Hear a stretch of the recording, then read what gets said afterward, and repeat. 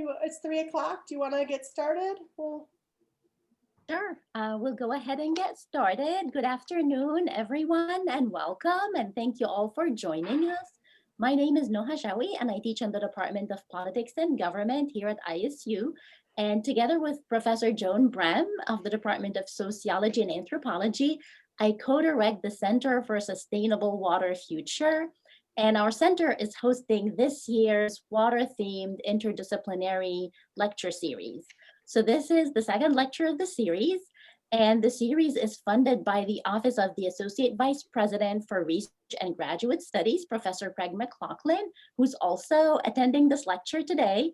And we greatly appreciate the support that we have received from his office that is making this lecture series possible.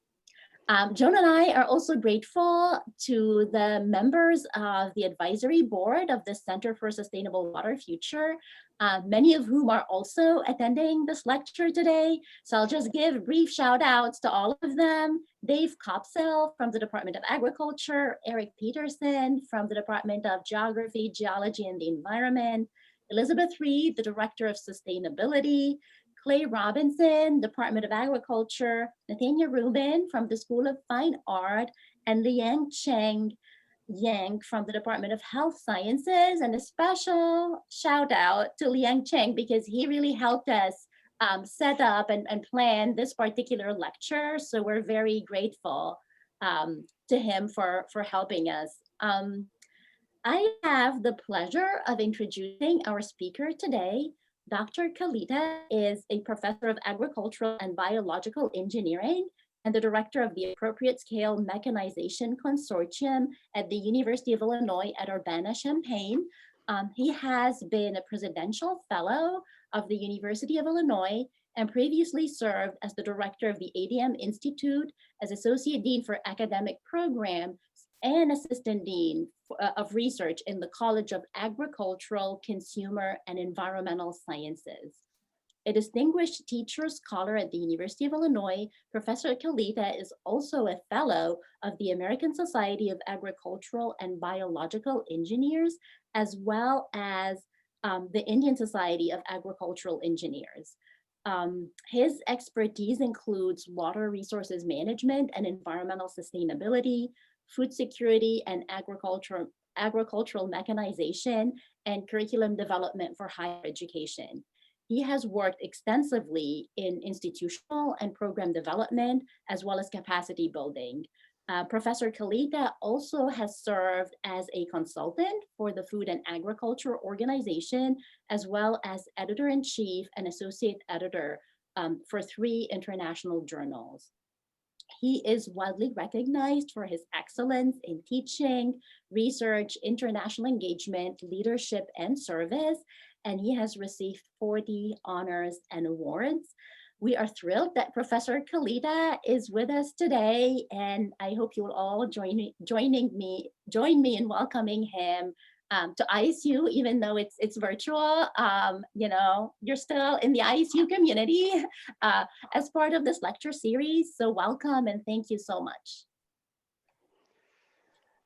Thank you, Dr. Noha Shasky for Shawky, that's what it said now as. Yeah, thank you for the wonderful introduction. I hope I can live up to that expectation you gave. I don't know where you got all those applause, which I don't have, or maybe they're available somewhere in the internet that I don't know much about. But thank you so much for a great introduction. I like to thank my good friend and junior colleague, Dr. Liang Cheng Yang. I always knew that he is one of the wonderful member of the University of Illinois when he was here. And one of the, I have taught many years now. This is my, at Illinois, 21 years, and other places, another 7 years.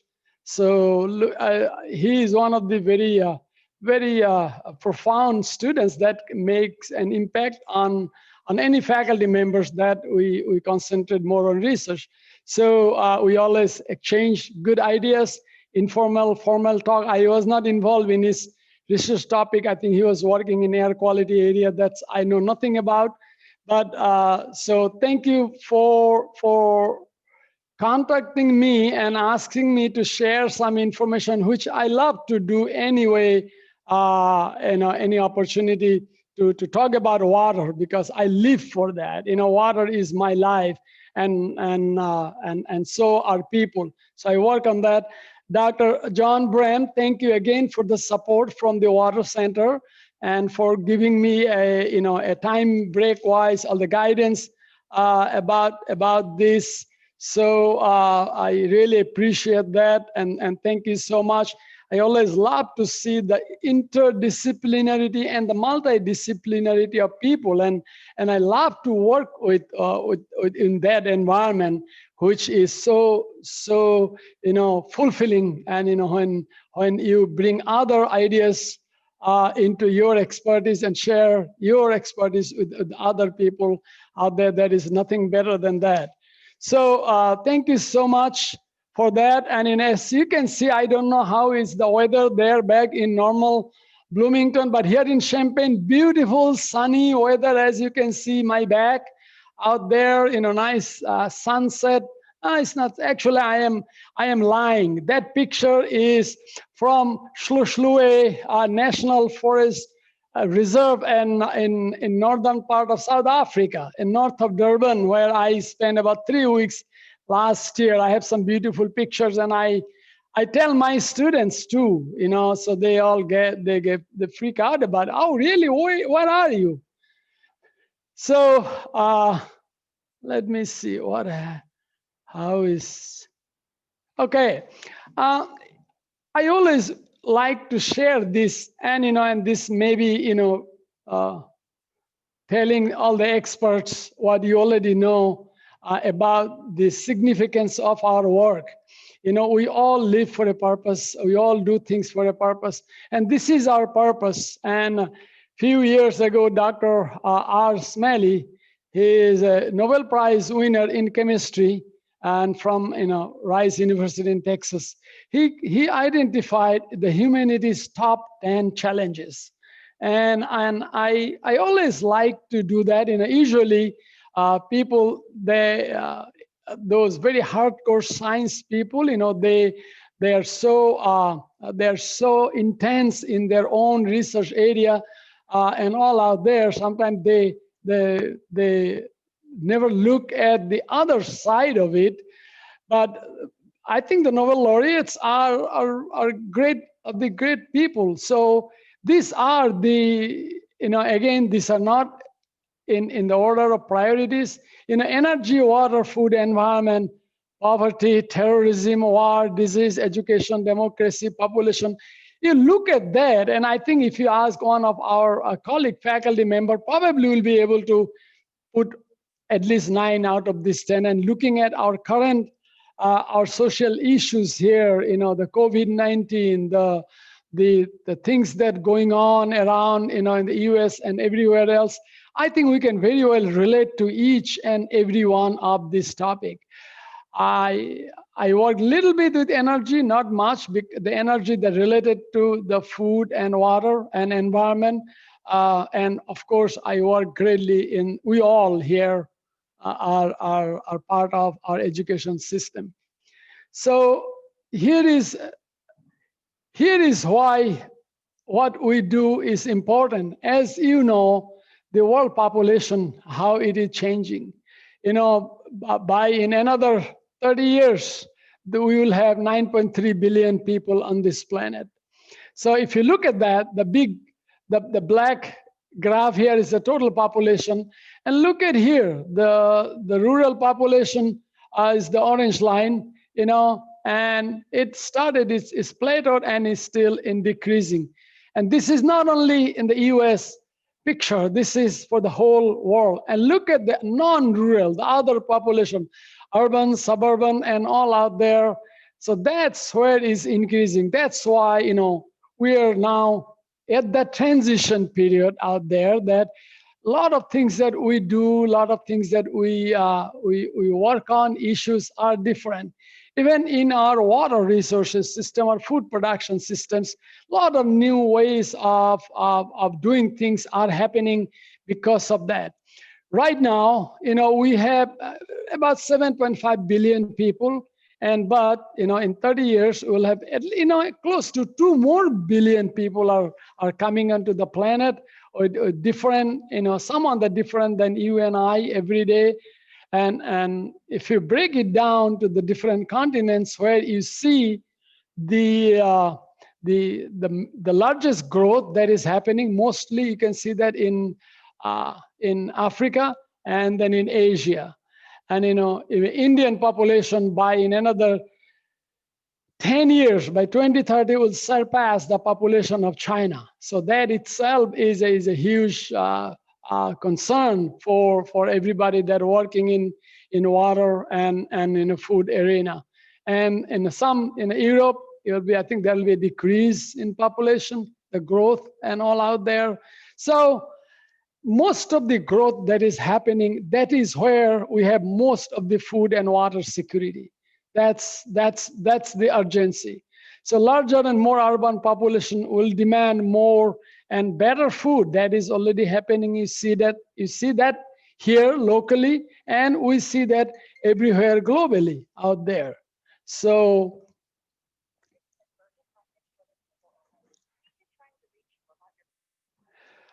there are some statistics that I wanted to share with you. Right now, as I said, it's close to 7.5 billion people. We still have about more than 840 million people. They go to bed hungry every day, and more than 3 million children, they die due to poor nutrition. 66 million children attend classes hungry. More than 1 million children die due to diarrheal disease. More than 3 million early deaths happen from water-related issues.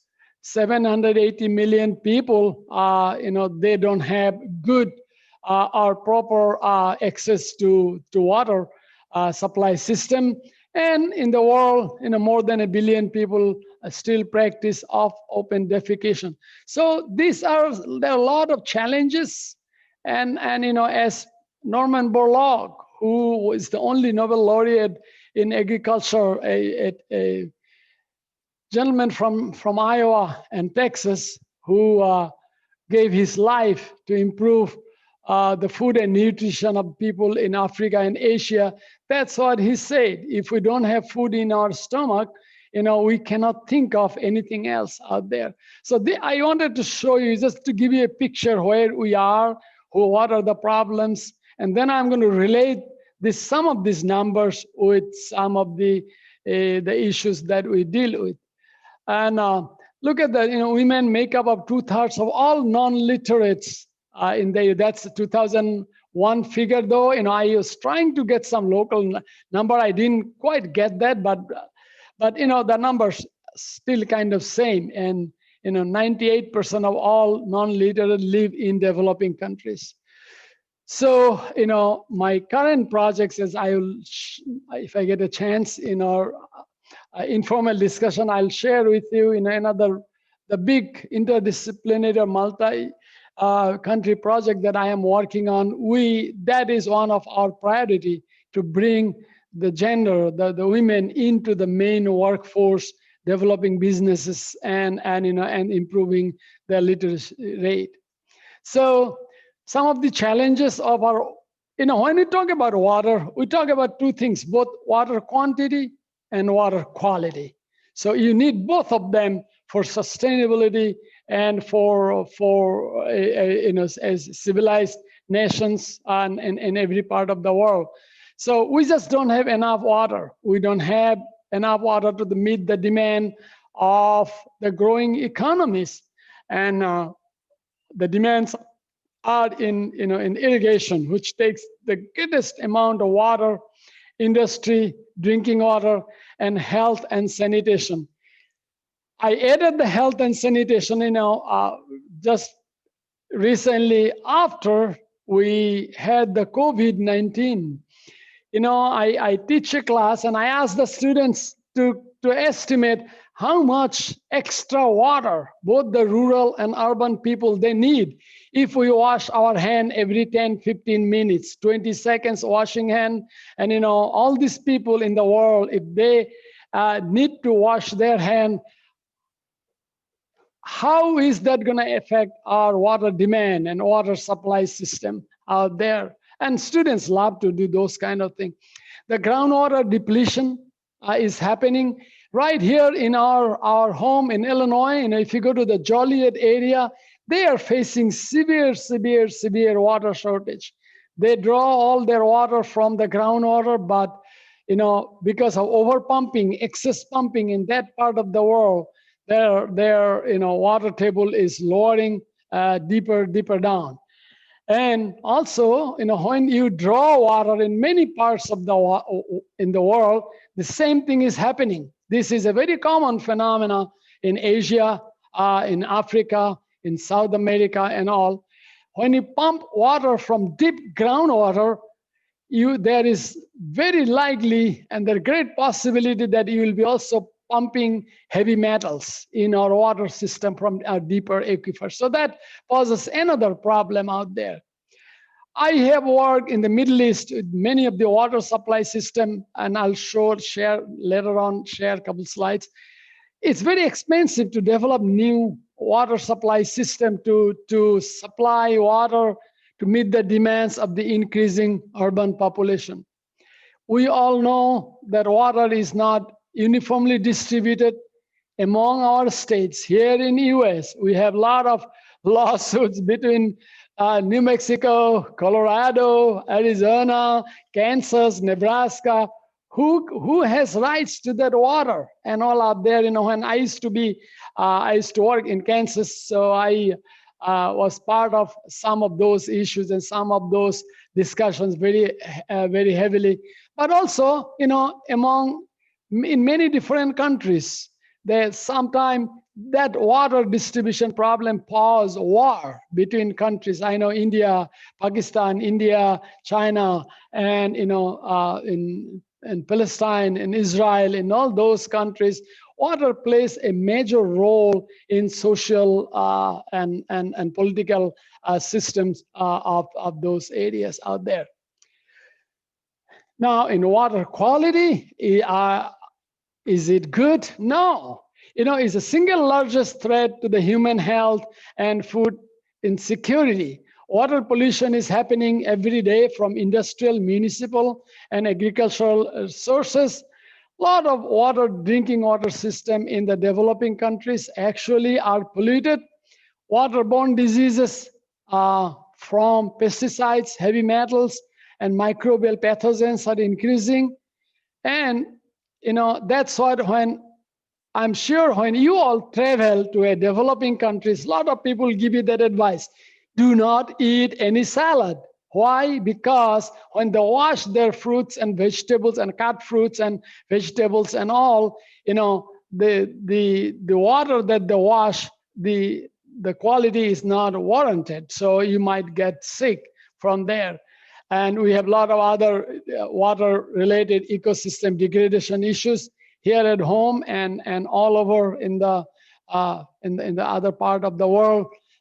A lot of in irrigated areas because of high evaporation and evapotranspiration demand. We have a lot of salt accumulation on the surface. So salinity level is increasing here and domestically in parts of pockets of California, Arizona, Nevada, some part in Great Plains area, as well as in many parts of the world.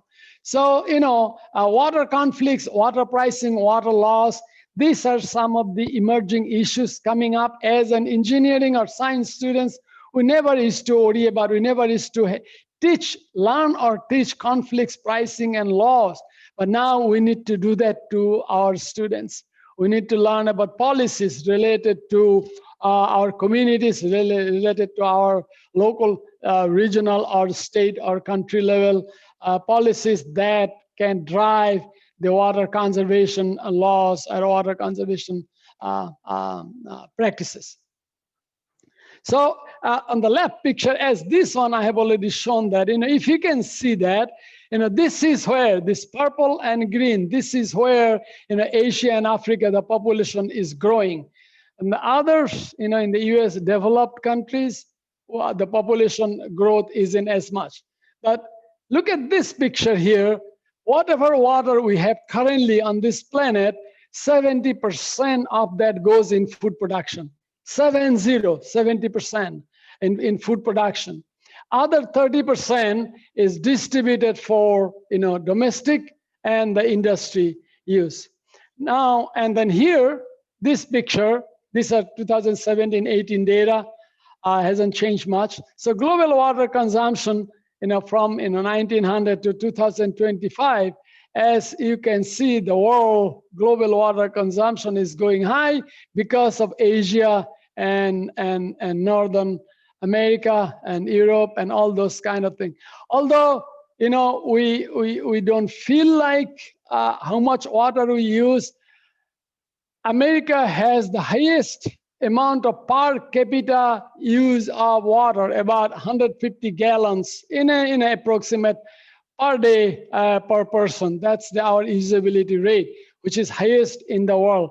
The reason is, we can afford it, we have it, and we use it. But water is also not a renewable resources. So do we need to have policies to reduce it? Many of these cities and countries, they are actually adopting some of that. South Africa did that. You know what, they're happy. South Africa, you probably know, a few years ago, they did not have rain or recharge of their groundwater table for about 3-4 years. So all the reservoirs are all dried down.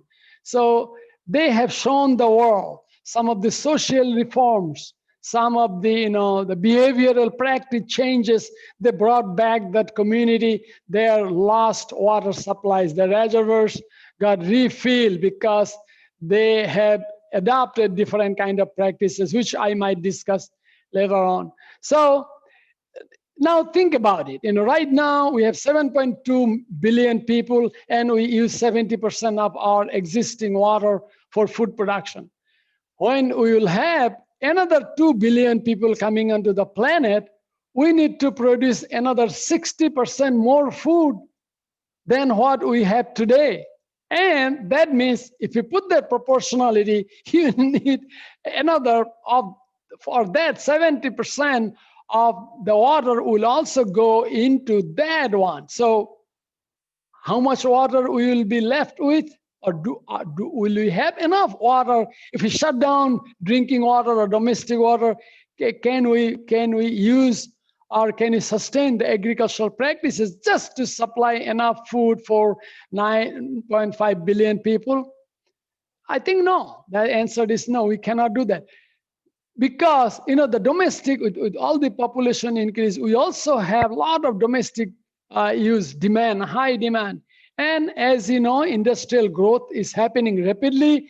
If you go to Africa, you will be seeing that. You go to Asia, in many parts of the world, the industries are booming up. So that means more water needed.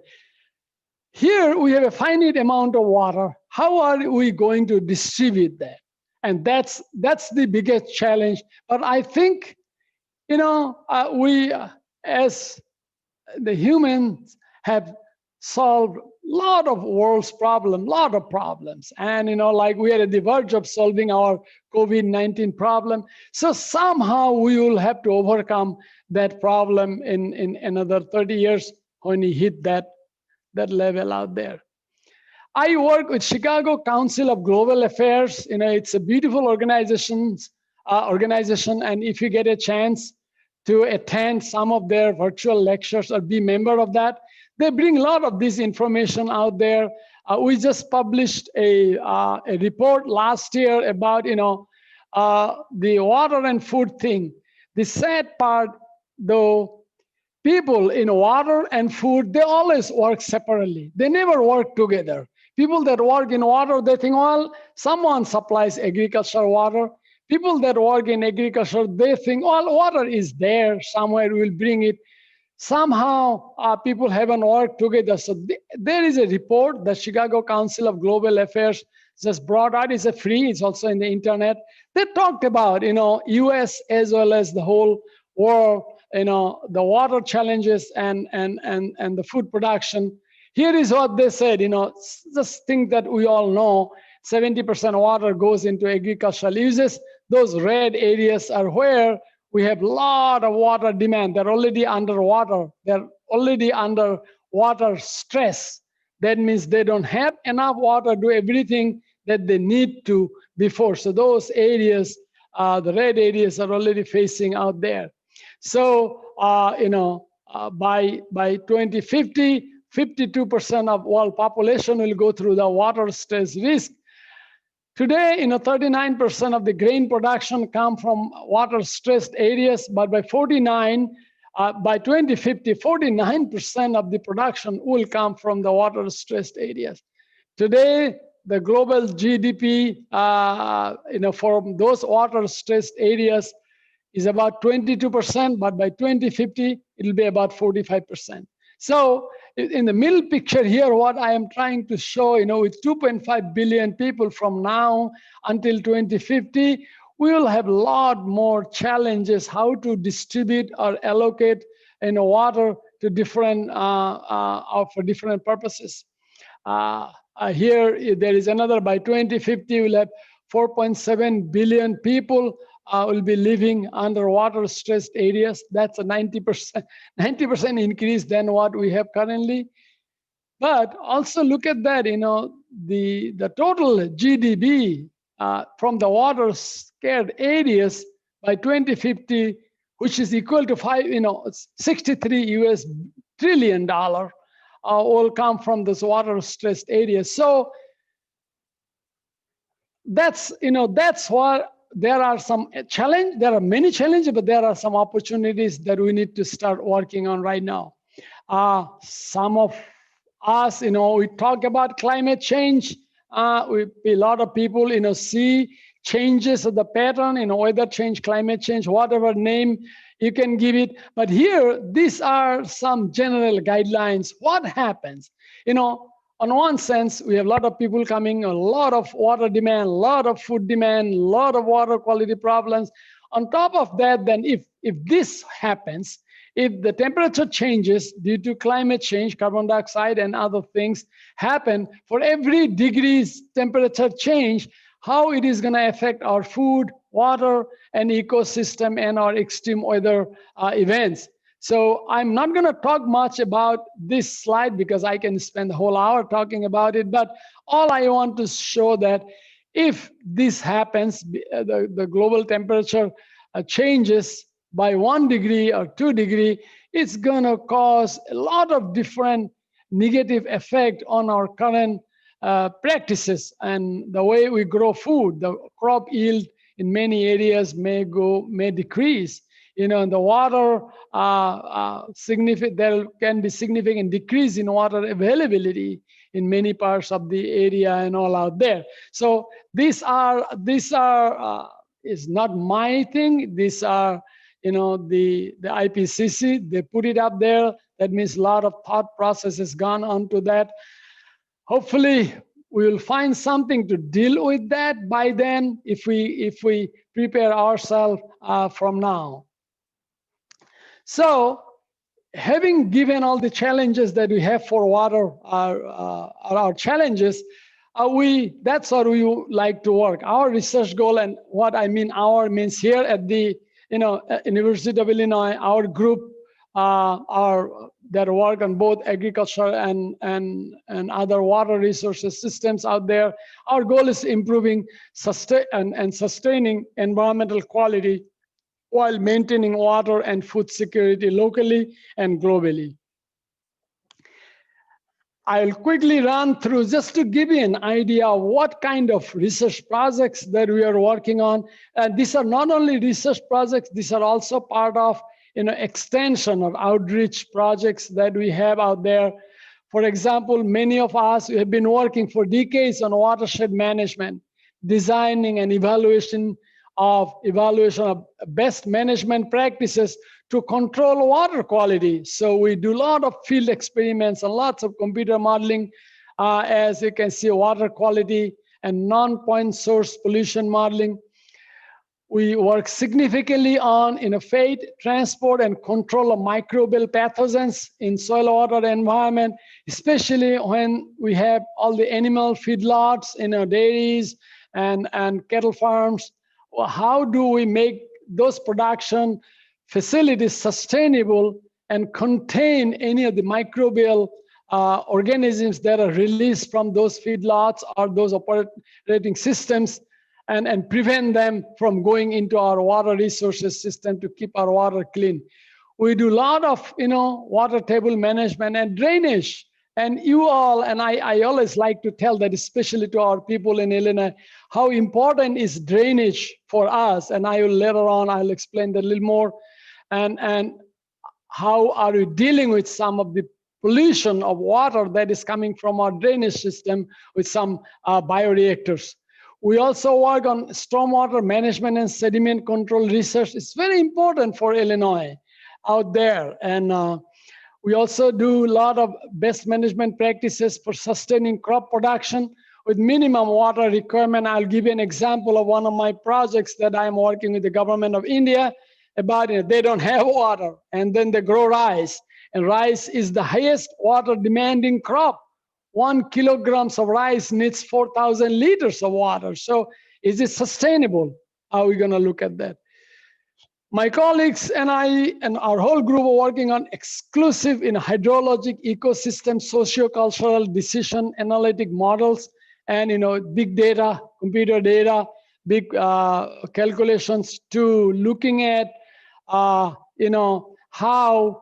some of the climate change scenarios or how some of our production practices, agriculture and water resources management skills, how or what practices we need to adopt to make our system sustainable, our ecosystem sustainable.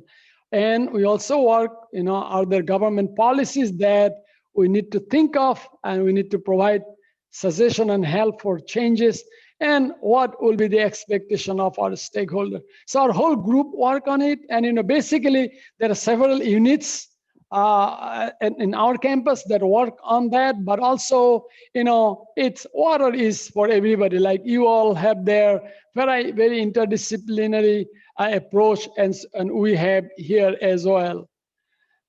This is in the US. If you can look at that in the environmental problem in US lakes and river, this picture where my cursor is, this is on all the 165,000 miles of the river system in the US. As you can see, the source of pollution, about 47% is sediment. And then we have nitrogen, pathogens, and everything else. On the other hand, if you look at the lakes of about 8.2 million acres of lakes in the US, you see there are a lot of nutrients, basically nitrogen and phosphorus problems are happening about 60%. And also we have sediment problem, we have nutrient problem, pesticide problems, and all out there. And so how that relate to here home, right where we are at in central Illinois, east central Illinois, or I can also very safely say that in the entire Midwest, we have a very flat land, like, so many years ago, our soils in entire Illinois, we glacier melt soil, and the latest one was formed a little more than 10,000 years ago when the glacier melts came. They put lots of organic materials and made this land flat, all Wisconsin, Illinois, Iowa, Ohio, Indiana, and so on and so forth. Very flat land. In our Champaign County, our average slope is less than 1.5%. So very flat land. So when the pioneers, the land surveyors are moving on horses from East Coast to West Coast, when they reached this part of the world in the Midwest US, they saw this vast majority of this land full of tall prairie grasses and lots of water, malaria, mosquitoes, and everything. And then they brought this idea of drainage. All they thought, well, if we could drain this land, there could be better. Mosquitoes will disappear. People will move here. We can grow crops and all that. That brought drainage the people from New York, and who actually inherited lots of the drainage good practices from Holland, because they figured that how to live under water table many, many years ago. So they put tile drains and then drain their water. So here is a very unique hydrologic cycle of our Illinois and Indiana and our Midwestern states. Other part of the world, or they don't have this. They don't have an artificial pipe 3 to 4 feet below the ground, but we have it. And as I said, after they put the drain, it's called tile drain. The reason they call it tile, because there was no plastic 300 years ago, but now we are replacing that. The farmers, as you see, many farmers now are putting nice sophisticated plastic materials with sophisticated equipment in their farm. So what it does, this when they put the pipe, we increase the infiltration, or the water doesn't sit on the surface longer, so they get sooner, and then they find this conduit and they go into the natural rivers or streams or ditches or whatever. We had it out there. And now millions and millions and millions of acres of land in Illinois and entire Midwest is covered with this tile drain system. And as a result, we have produced some of the most productive farmland in the world. So we took care of that. Now, then we also encounter, every problem, every solution also creates a problem. What happened? We have created a short circuiting here. Before, water was going through this slowly, but now all the water moves into the pipe. It easily, very quickly flushes out, and this water is bringing all the dissolved agricultural chemicals that we have in the ground. Whether you put fertilizer or not, there is still dissolved nitrogen, phosphorus, and other, some pesticides and all. Now it is when we have this pipe, those chemicals also find an easy way to get into our river system. And this is not what I am just making it up. This is true. As you can see, this type of picture. What happens, those nutrients, nitrogen and phosphorus, they stimulate growth of, plants and algae, receiving water system when it flushes down that. And here is the whole, I'm talking about all the, drainage system, the flushing our water from our field finally gets into the, Gulf of Mexico. And here, this is the hypoxic zone. This is right now, in the US, the largest water quality problem. This is what has happened. We have a hypoxic zone out there, and many of our research is actually related to that. So what problems are associated with, and that's we call it non-point source pollution problem. So you can see that, we call it dead zone. The lack of oxygen, fish died, and lots of algae growth, and things happen. And right now, this is the size of the area, in the Gulf that has become a very poor ecosystem is almost the size of the state of Connecticut. So there is very recently, about a couple of weeks ago, one of our papers came out, in a journal, Agronomy. One of my former graduate students just wrote this paper.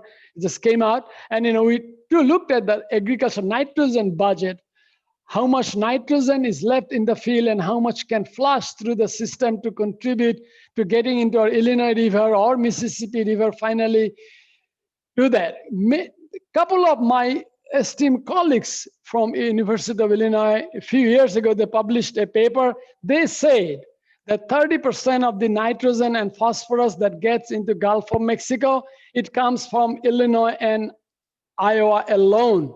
And that's why now there is a huge push with EPA, with the USDA, with the Natural Resources Conservation Service of USDA about maintaining our drainage system, improving our drainage systems, and on agricultural practices to minimize the nutrients and flushing from our fields from going into that.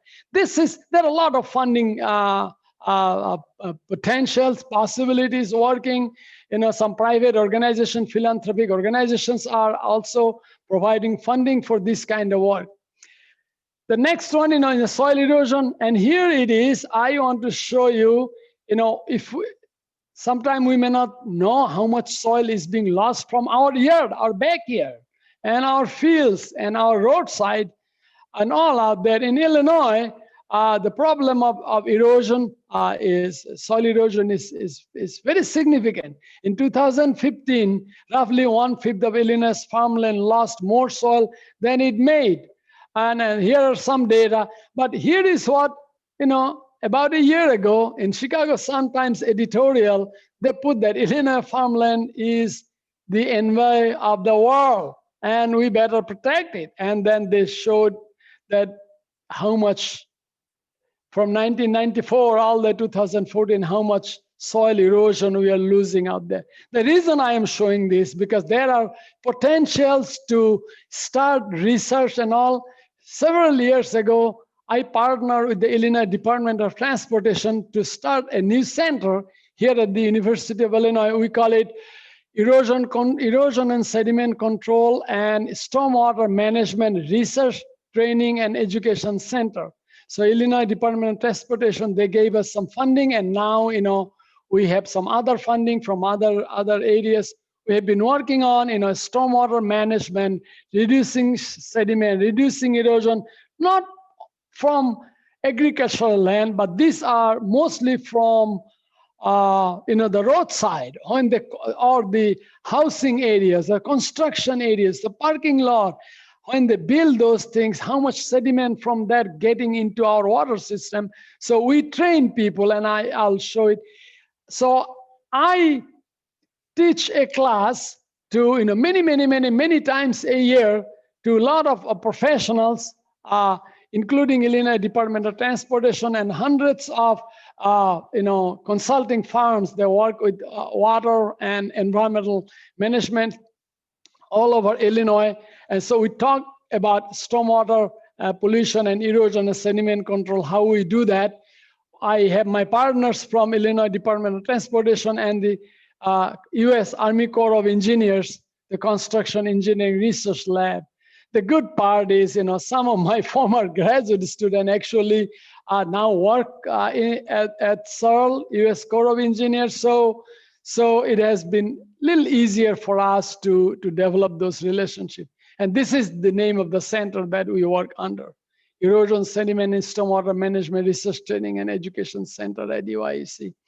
We do other best management practices. We do, as you can see, those pictures are not common anymore. People are, Tyvek suits and all. We do in our lab here, a lot of microorganism research with Cryptosporidium, rotavirus, that is the plenty in water. And, in Illinois, from time to time, you see the community news, lots of kids are maybe suffering from crypto and rotavirus, diarrhea, and vomiting, nausea, and all those problems can happen. If these are subjected to the immunocompromised people, it can be lethal. So we have developed some practices to control those. And we do lots of modeling, as our graduate students do that. Lots of mathematical modeling, but we also do lots of field data. As you can see here, we are collecting water sample in a farmer's field, in an automatic water sampler in the drainage ditch, looking at how much nitrogen and phosphorus is draining at that point of the ditch, which we can identify back to which field those are coming from. And again, we do lots of computer model. In terms of drainage, and now that we have all the drains are flushing the nitrogen and phosphorus, we are developing a new term called conservation drainage. We don't need to drain during the winter time, as now the crops are harvested. Right around now, we may be able to conserve that moisture in the field and conserve all the nutrients that otherwise would have been flushed through the system. So here is the system looks like. Let's say in a normal time, this is the drainage pipe. It'll bring the water level and flush it into the drain system or your river. But with the our new design, we put a control structure and we shut down the drainage. The water can still drain, come to this drain, but we put a control structure to shut down the water going directly through to our river system. So as a result, water is built up, and as you can see, the nitrogen and phosphorus and everything that can get recharged into our soil profile. And in late spring, when the tractors will get into the farm, we'll let it drain, and water will go over. By the time the soil will probably utilize or absorb some of these nutrients out there, and the field will be drained, and then we can do other operations. So this is a very new practice, actually. USDA and the Natural Resources Conservation Service, they are now promoting that to our people, to our stakeholder, and they're giving, I think, also some kind of incentive for doing that. This is a real picture. Here, this is one we install very close to the, not too far, I think this is very close to Decatur out there. So I think if you can drive on 72 from Champaign, you can see our field site. And this is, again, a schematic diagram of that one. Let me go, I have so much to talk, but anyway, let me talk a little bit about the global issues out here. We work, as I have mentioned, India is facing severe problem. And here right now you can see India has already reached their water scarcity line out there. They used to have so much water available per capita, but now they have only about this much, about close to 1,500. 1/4 of that is available. And as the population grows, this is gonna be, so this is a serious problem. And so how will they survive that? Because it's a very agriculturally dominated country. More than 80% of their water resources goes into agriculture. So we work on, along with Indian scientists, this is a paper just came early this year about, in a journal, Paddy and Water, development of production practices, strategies for a long duration rice variety for a specific part of India. We look at, they grow rice there, which is a very water demanding. And although the government is asking farmers to do a different type of rice, the farmers are not doing it because, they have done that for thousands of years. So we have developed some strategies, and my graduate student is publishing some paper. We do with a lot of data. Nowadays, the data is very available. That's a good part, a lot of data available to model that. And the climate data is available, and the climate models are available. Many different any type of climate model you want to take, the most severe, the model that give most severe consequences or very mild consequences. So you can adopt any of that, is available freely, and then you work with your data. Let's say you work with some baseline period where you have some observed data, and then you generate the future climate data with those climate prediction models. And then you connect that with a crop growth model. And in our specific, this case, we did that for that rice variety.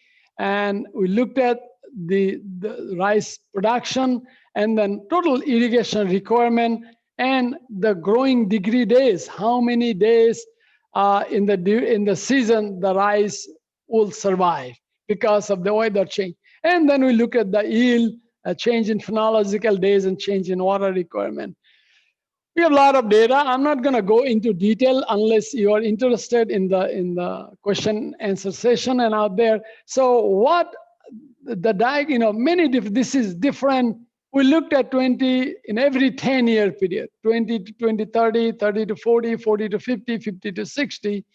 And we also looked at some conservation practices and post-harvest loss reduction strategies and putting residue into the ground and things like that. And what we found, this is the one that I like to show it.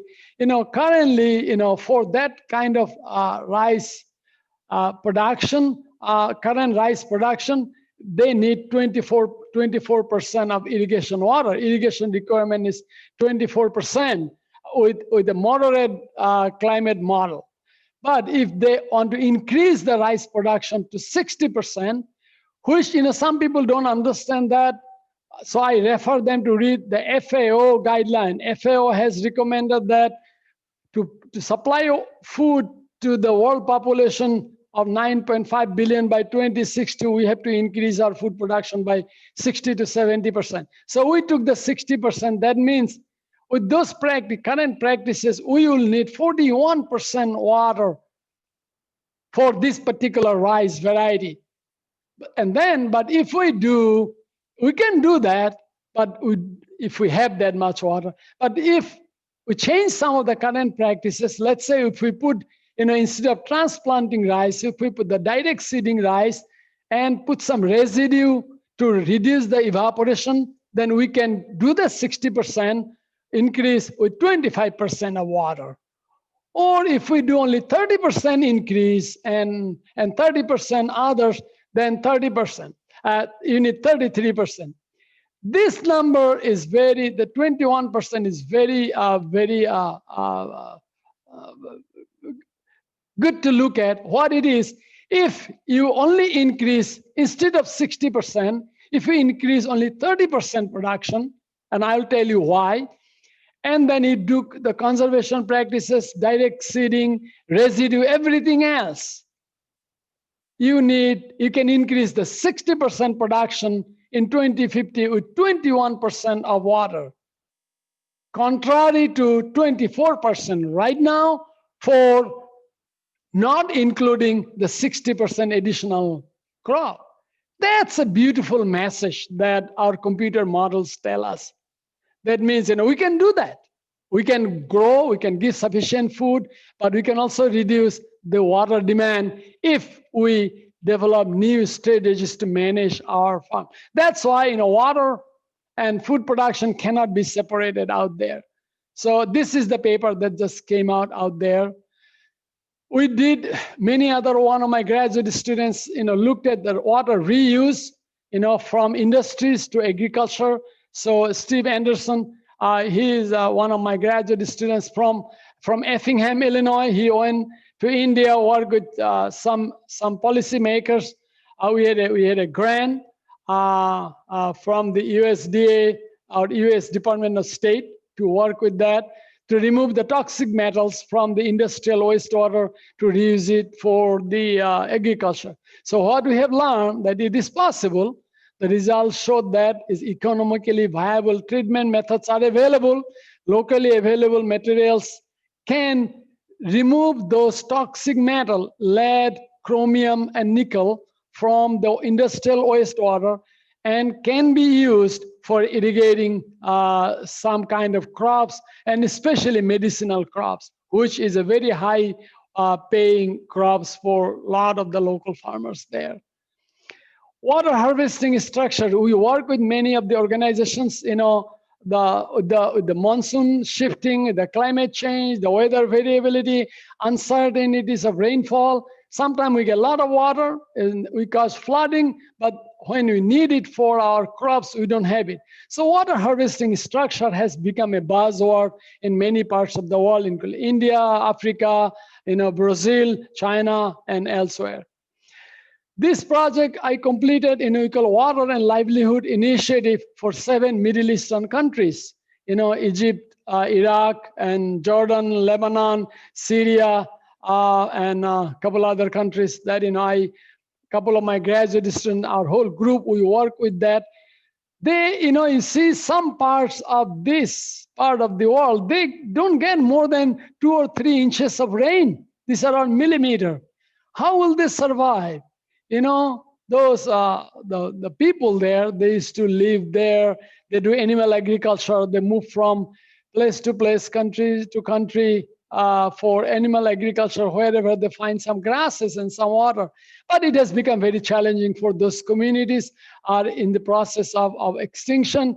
So we did some, and this is what you see, water scarcity, lots of erosion because no rain, And I took this picture. A lot of soil degradation happens because sometimes the entire 2-3 inches of rain that used to be distributed all over the year comes in one rainfall event and cause massive destruction on the landscape.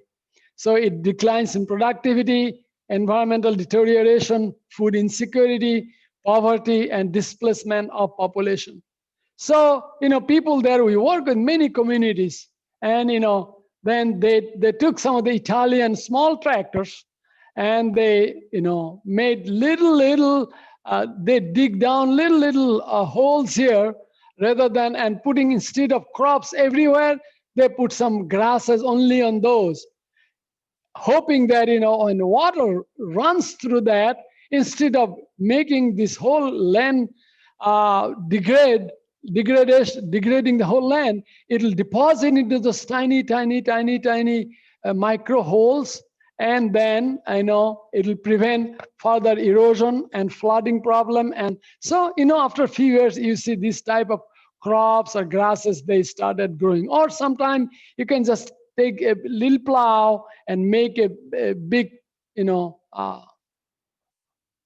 ditch, tiny, not big, this tiny ditch here, and then you just start growing crops there. So of course, you cannot have very intense agricultural production, but you can have good production, in a limited area out there. So it has been a very successful project that we work. Chicago Council of Global Affairs also, they also work very closely with the Doherty Institute of Water Center at University of Nebraska. And so we also came up with this kind of thing, promote innovations in improvements of farmer-led irrigation system, because irrigation is so important. Without that, you cannot grow food, and that's what takes a majority of our water supply from the world out there. So institutional innovations, then is supporting infrastructure, and that's why we need interdisciplinary approach, people from all parts of our society, our institutions to contribute to solutions out there. At one time, I was talking about post-harvest losses. You all know the food loss and food waste is a major problem these days. People talk about it. The big city, in urban areas, you go to New York. A couple of years ago, I gave a lecture to 78,000 people in New York, and that's where they're talking about, food loss. Right now, 1/3 of the food that we produce is lost or wasted, which is about 1.3 billion tons per year.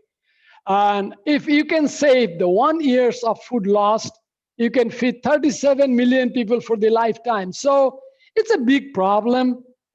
Just to put it in perspective, the water that goes into this food loss and food waste is huge. The energy, the fertilizer and all. So a few scientists from Iowa, they made this a metaphor. Actually, it's not a metaphor. They did this estimation. They said,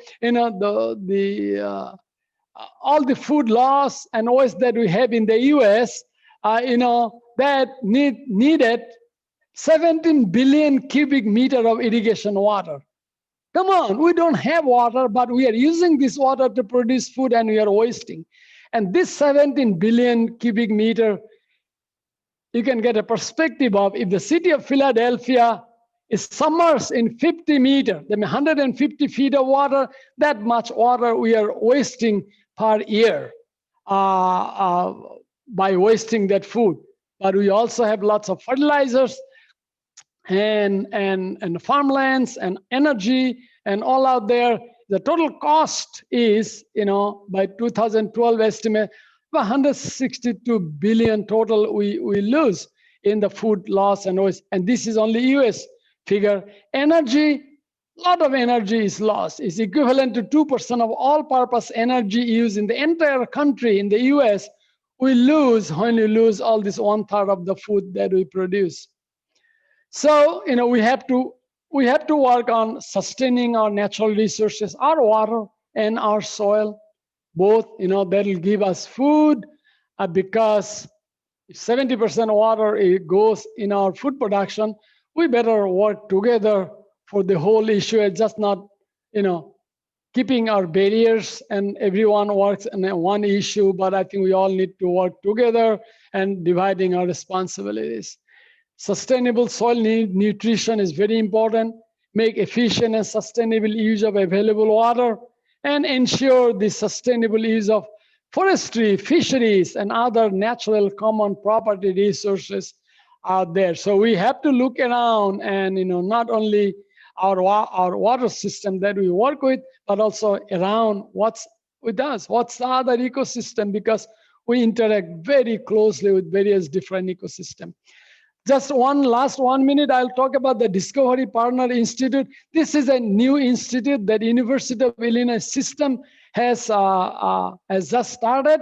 And nothing much has been done, but this is President Timothy Klein, his initiative for these 3 campuses, Urbana-Champaign, Chicago, and Springfield campus. They want to establish this Discovery Partner Institute in Chicago, and you probably have read that, because your tax money is going to get into that. The former, the governor and the current governor, they have committed $500 million to establishing this institute, provided our president can raise another $500 million. So I think we are very close to 450 million fundraising. So those funding from the state, hopefully, I don't know much about the politics system, but as I hear from our president talking, should come, and then we have a groundbreaking to do that.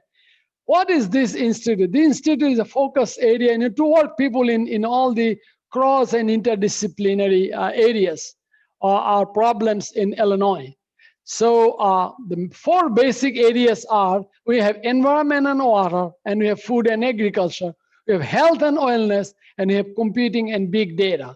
And then we have some cross-cutting theme: education and workforce development, culture and society, entrepreneurship and tech transfer, and public policy.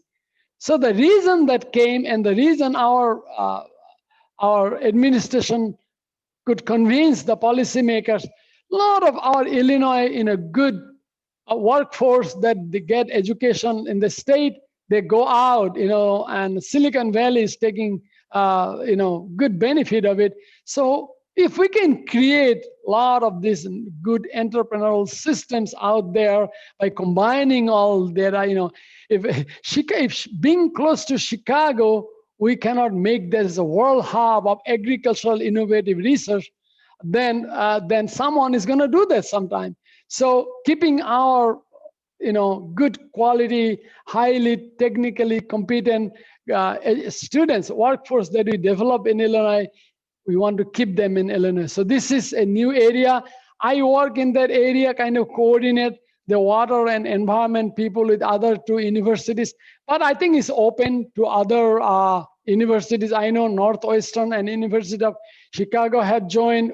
Our president also brought few other international institutions to do that. This is a slide I'm not even I already talked about that. These are some of the opportunities for global sustainability of our water resources system.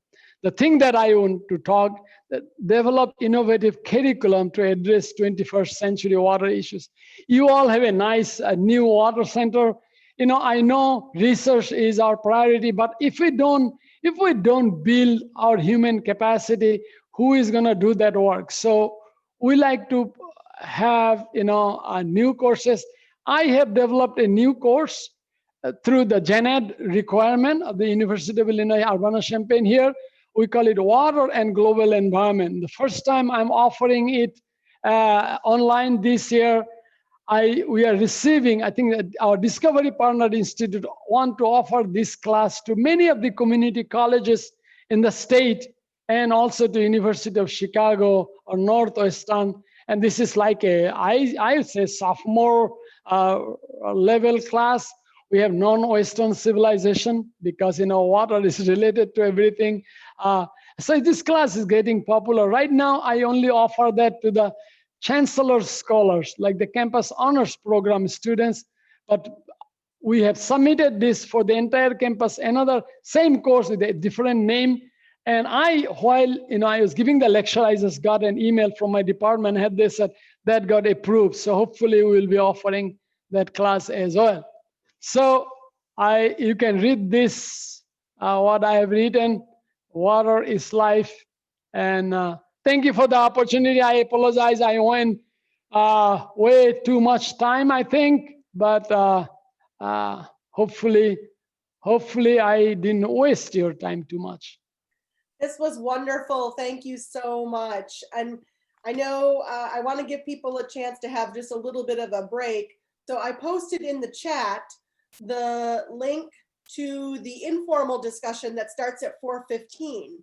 Excellent. So maybe we can, those who have questions or comments, we can take a few minute break and then join that session at 4:15. Does that sound fair to everyone? Give Dr. Kalita a moment to catch his breath as well. I am okay, honestly. Sometimes when people go to do other things, they have other important work and they never come back. That's what happens. Sometimes you let the students after group work, let them loose, but it's difficult to get them back. But up to you. I am here. I'll do whatever is good for you all. Well, I think we should probably use the link that I sent because there are some people who may, I just don't want to lose people because we have that second link. And I'm afraid that people might go to that link and then we won't be there. Okay. But I will say, does anybody have a question right now to just kind of close out? If you can just unmute yourself if you'd like, or you can throw it in the chat.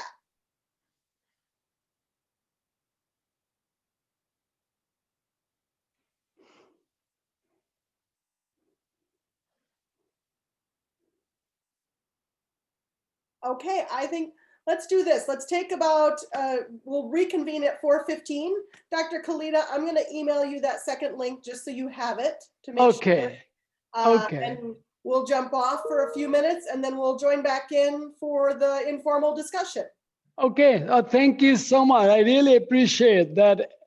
I hope everybody got something out of it, or at least got to see what kind of projects we are working on, so that you can think of or partner with the others. And